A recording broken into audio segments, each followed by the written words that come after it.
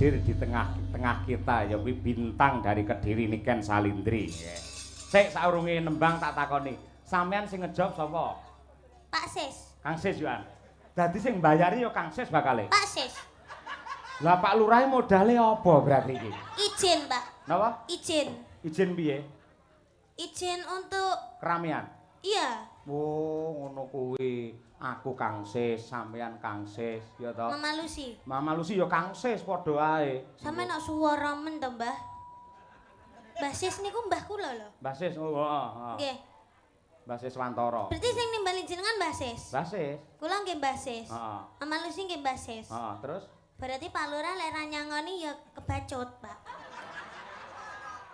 mbok menawa diwakili karo Pak Wakil Bupati iki mau nyangoni. Ya beda, Pak. Oh, beda. Iya, beda. Pak Lurah ndi to mau? Ngelem aku wayu tapi ra disangoni. Lho, ngene jer Basuki mawa beya. Sampeyan lek nembang apik, njogete becik, wis to aja kuwatir. Oh. Mengko mesti diwakili karo Iya, Pak. Yu Nyamini, kuwi bojone Kang Sis yoan sing bakale paring tali asih marang panjenengan. Oke, karo lek Mama niku Lucy. lek niku Nggih. pasti. Nggih. Bener. Niku Mbah Sis sing lenggahe teng sebelahe Bu Lurah. Niku Mbah Huti Sis. Oh iya. Nggih. Heeh. Nggih. Ya gandeng sing mirsani wis ngenteni sampeyan kabeh. Ya salam-salam kagem sedaya para lenggah nduk niken Iki salindri. acarane napa, Pak? Hah?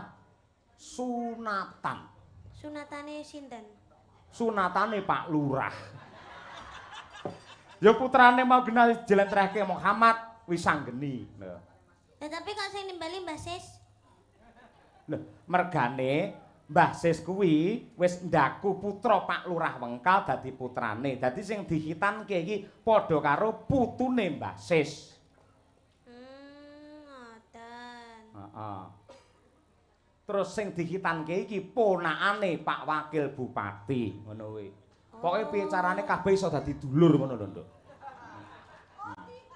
Oh iya iya iya iya iya. Ya didoakan semoga buat Mas Wisanggeni. Wisanggeni semoga menjadi anak yang soleh, berbakti kepada kedua orang tua, sehat selalu panjang umurnya, tercapai cita-citanya, dan kagem Pak Lurah kalian Bu Lurah matur sembah nuwun sanget.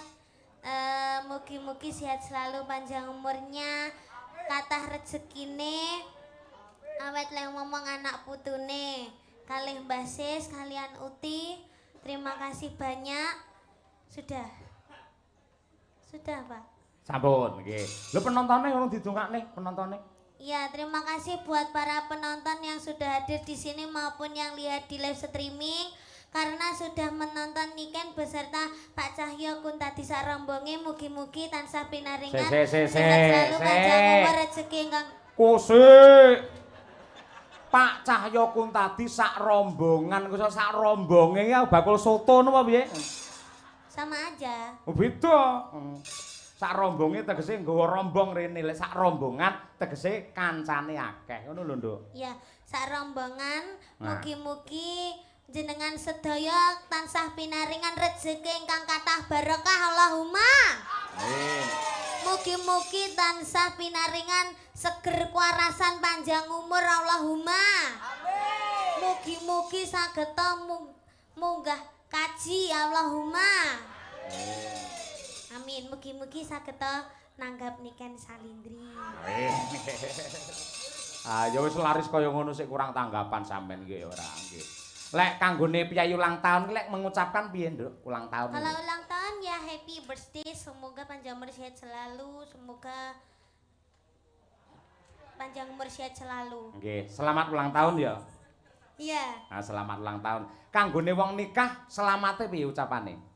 Sakinah mawaddah warahmah. Wah iya, selamat menempuh hidup Itu baru. baru. Lek kanggo cah sing disunatne, selamate piye? Selamat menikmati. Heeh. Terus Selamat menikmati. Itu kalau dikitan itu bentuknya gimana, Pak? wah. Itunya kok bisa dikitan itu gimana? istilah dihitan ki diislamke ya. Nuwun sewu, nggen alat vital. Nuwun sewu kuwi kudu ngerti mergo iki agama, Nduk. Nggen pepucuke alat vital kae, kuwi iki janjane reget itu adalah najis. Ketika tidak dihitan, tidak dipotong, itu akan menjadikan sumber penyakit dan kalau beribadah kanggone wong Islam, salat ora bisa sah mergo sik enek najise. Mula padha karo Mas Wisanggeni iki diislamke karo Pak Lurah. Mula dihitan. Oh. Berarti kalau sunat itu harus orang Islam aja. Loh, ora mung Islam, malah mbiyen ki ning Eropa, para putri, para wanita Eropa nate demo. Nuntut supaya mbuh agamane apa, piyai kakung kudu hitan. Pamrih apa? Men ora ana penyakit sing ana alat vital kuwi mau. Oh, gitu. Berarti menyelamatkan ya, Pak, dikitan itu. Menyelamatkan dan juga mengenakkan, Nduk. Piye lek ngomong ya iki?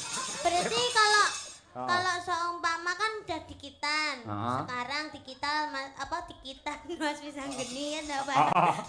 Terus jelek pamene enek regetane berarti ya dikitane.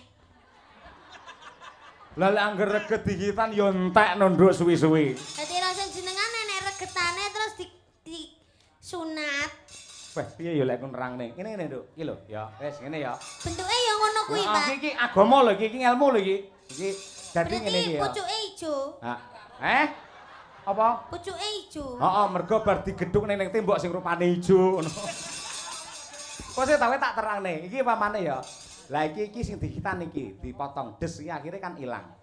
Lah iki ngene. Lah ngene iki kaya anu lho, kaya helm lho Nduk malian. Lah iki wis ilang. Iki sing reget iki. Upamane iki pamane go reget kena banyu, kena apa wedi apa kena apa, iki dikumbah wis resik. Oh. Ah, ngene iki sing dadi sumbere virus iki sing iki, ya. Mula iki kudu disingkirke adoh. Nah, akhirnya dadi resik, ling ibadah iso sah 100%. Oh, kalau boleh tahu Mas Wisanggeni itu kelas berapa, Pak? Lah, nyuwun prisa karo Pak Lurah. Kelas pinten, Bu? Kelas 5 SD. Nah. Sudah berani dikitan. Kenapa kok gak kelas 1 SMA aja, Pak, dikitannya? Lek kelas 1 utawa kelas 2 SMA, engko lek ngitan iki ulete ra umum. Dadi semono kuwi wis pas, ngono kuwi. Kayak adikmu Brahma kae ya kelas 5, si rambu rangkung, kae si rambune ya kelas 5, ngono kuwi. Oh, rangkung mboten to, Pak? Oh, lho cara anu enek lho, hitan sing putri iki ana lho, Nduk. Diketok napa nih? Alah, mbuh aku mumet dhewe to nyauri awakmu susu. Lah intine ngono kuwi dislamake. Ha, mula kuwi pepucuke ngalah vital sing diketoki jenenge kulup. Mula ning nggen wayang sosok he kulup maju lungguhmu. Piye kabarmu kulup? Kulup kuwi mesti anak utawa putu sing lanang. Nah, ngono kuwi. Kulup kuwi pepucuke ngalat vital kuwi mau. Oh. Lek wedok ora kulup, kulupan. Ayo ngono kuwi. Paham? Iya. Paham. Ayo. Wis to susu lak ngerti dhewe sok Nduk kowe. Wis ngerti bakale. Ya, ngono kuwi. Wong kabeh ya nglakoni, kabeh ya bakale ngayahi bangsa kaya ngono kuwi. Lah saiki minangka tandha tresna, ayo. Aku tak nyuwun iki kadang-kadangmu dulur-dulur fan beratmu mau wis meling ya kuwi saka Sanidi ya Nduk ya. Nggih. Nah, Sanidi diwakili karo Mbak Tutut kuwi ngersakake pangkur Semarangan Niken Salindri. Ya kaya ngono kuwi. Piye siap? Siap, Pak. Oke, luar biasa. Ya, coba diaturake. Sampe nyuwun pangkur Semarangan to, Mbak? Heeh. Kayak ruruh ae. Mula lek urung-urung iki dudono lho, iki lho pangkur Semarangan. Wong duwe penggemar malah diseneni Niken ora. Aku lek karo penggemarku iki basa malah kok seneni ora. Lah Mbak Tutut iki kalih kula wis pun wis plek ya? Nggih. Ha iya, aku kalih Bukesi wis plek-plek. Ha ya ngono kuwi. Ha, angger mencolot mudune plek-plek ngono kuwi ayo. Nano. Ya, Nduk, Cahayu Niken. Iki ndamel mingkar-minggur, Pak. Non? Ndamel mingkar-minggur. Manut jenengan. Mingkar-minggur. Sing los sing pundi? Mingkar-minggurin mawon nggih, Pak. Iya, mingkar-mingkur. Ha, nggih. Mingkar-mingkuring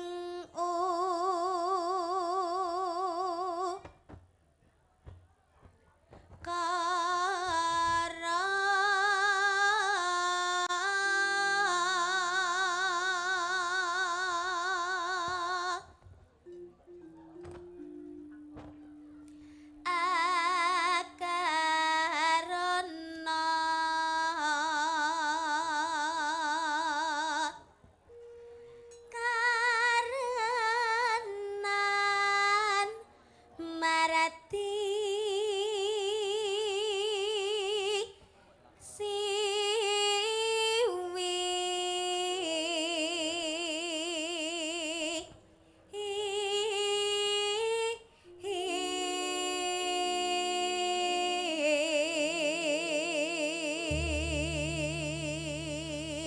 Bobote pengen nonton Niken Salindri iki lho. Aku mak teratap iso ting crunguk sirah tok ning kono lho.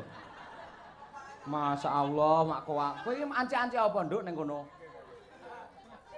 Kursi. Hati-hati lho ya. Hati-hati, ayo. Sing sebelahe cah cilik lanang wis sunat urung?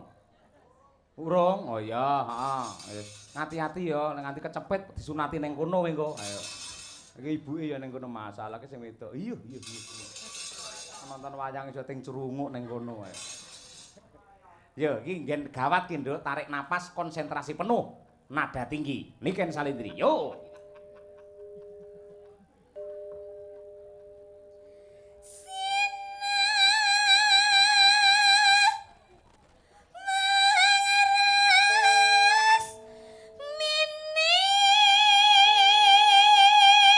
Alon-alon, Nduk.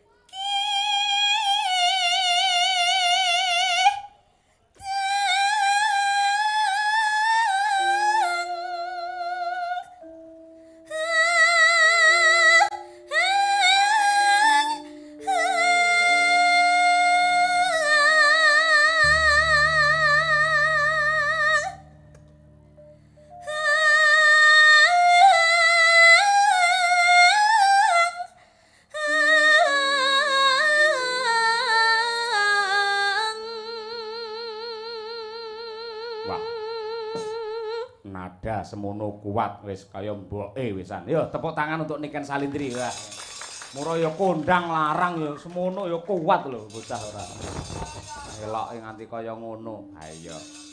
Wis sok lek sampean bayen sok lek duwe putra nduk ora bakal kuwatir. Rasane ya ngono kuwi. Upamane arep nglairke anggere sampean wis pangkur semarangan, kok lair dhewe wisan. Ayo. Heeh.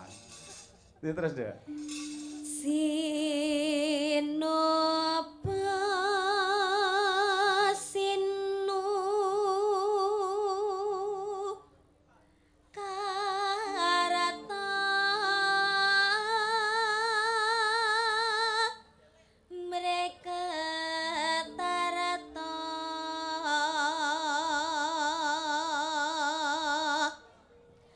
pakartining ngelmu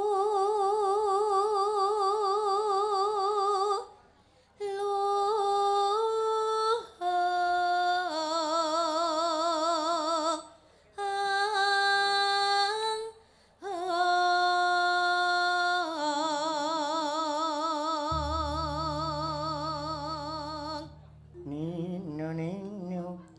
kang tumrap ning tanah Jawa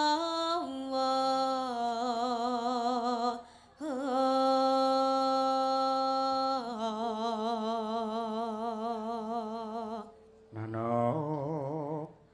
agama ageming aji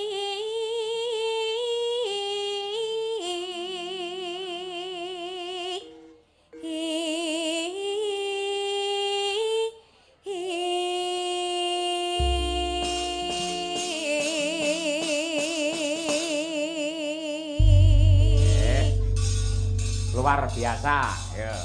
Ya, Nduk. Kelangenane bapakmu aturna nggih tamba kangen luwih dhisik. Iya, Pak. Ayang-ayang ya, Nduk ya. Nggih. Oke. Sing nembang sampean walah temenanan. Nganti kaya bledek. Ya, oke. Yo, ayang-ayang bersama Niken Salindri. Ya, yuk. Oke.